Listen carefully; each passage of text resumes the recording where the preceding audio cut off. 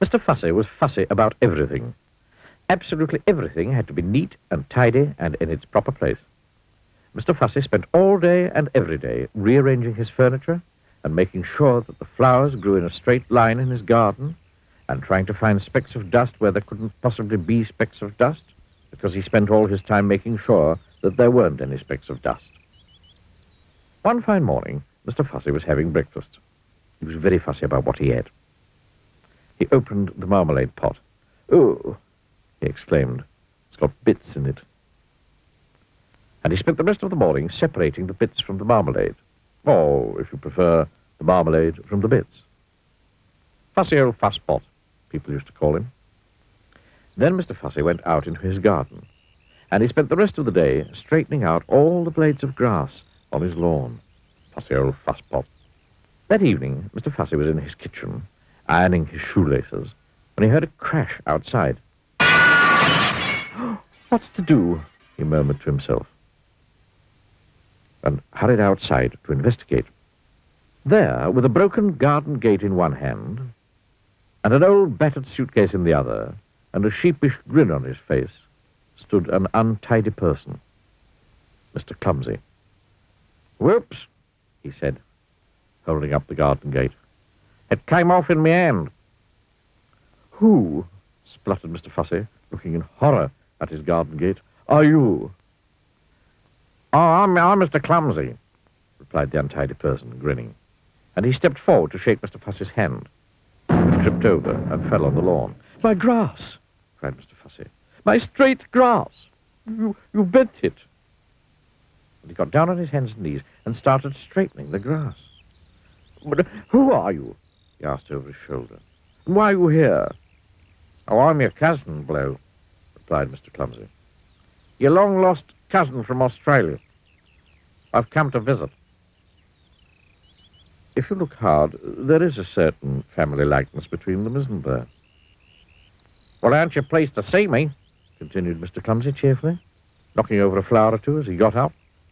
He picked up his suitcase, knocking over another flower or two, or three.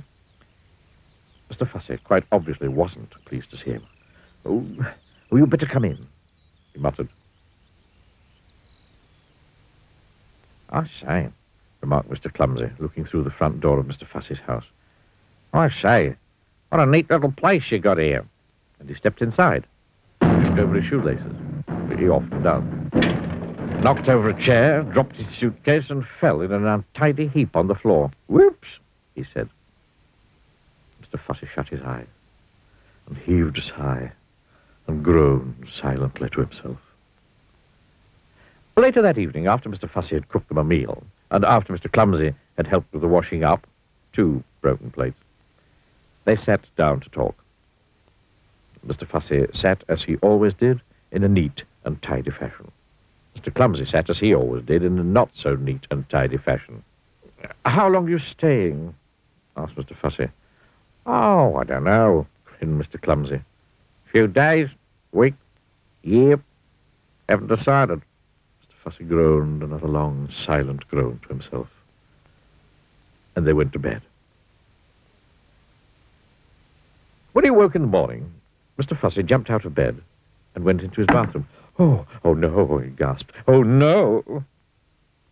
Oh, yes. Mr. Clumsy had been there before him. The towels lay in a heap on the floor. The bath was full of water. There were pools of water all over the bathroom floor.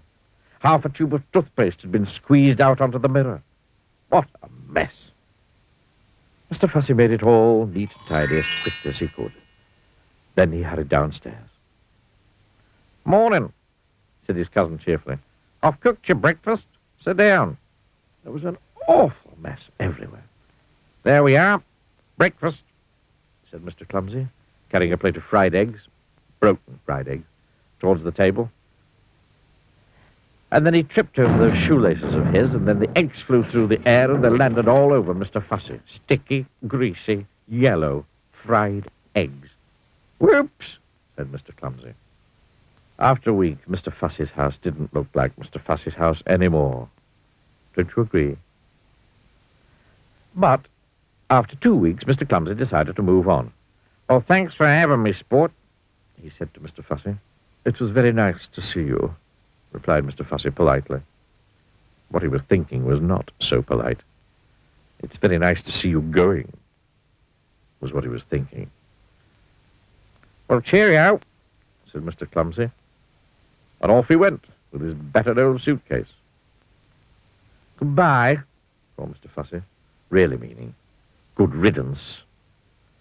Then Mr. Fussy fussed round his house as he'd never fussed before. Fussy old fusspot.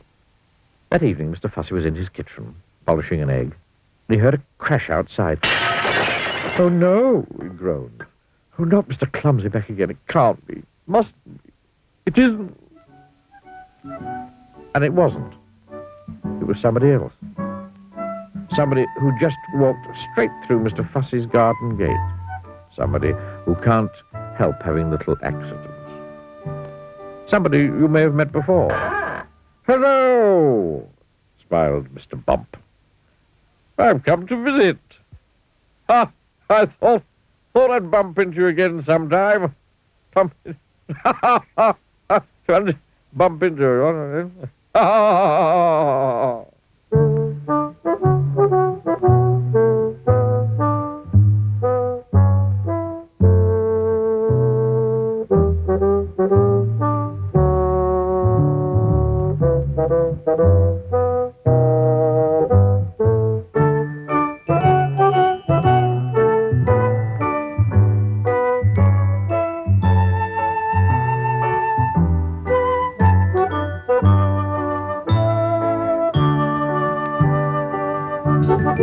you.